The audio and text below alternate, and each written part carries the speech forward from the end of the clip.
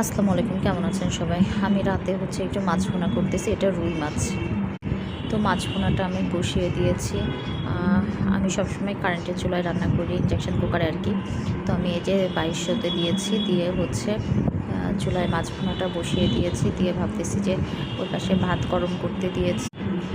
আর জলপাই নিয়ে এসেছি বাজার থেকে, যে আচার দিব। এই যে দেখেন, জলপাইগুলো অনেক বড় বড়, কারণ এইগুলো সব আমার ডেলিভারির আচার। আপনারা তো জানেনই যে আমার ফ্রেন্ডস কিচেন নামে একটা পেজ আছে, ওখানে আমি অনলাইনে খাবারের অর্ডার নিই। তো আচারগুলো আমরা সারা বাংলাদেশে অর্ডার নিচ্ছি এবং ডেলিভারি দিচ্ছি। তো আমি এদিকে মাছ ভুনাটা শেষ করে ফেলেছি, মানে এখনই নামিয়ে নিব। তারপরে রাতের খাবারটা দিয়ে দিব, কারণ আমরা 9টার মধ্যে খেয়ে নিই, যাতে আর কি খাওয়ার ঝামেলাটা চলে যায়। কখনো কখনো রাত 12টা-1টাও বাজে, কিন্তু আজকে আমি তাড়াতাড়ি খেয়ে শুয়ে যাব, কারণ আমার শরীরটা অনেক খারাপ এই জন্য।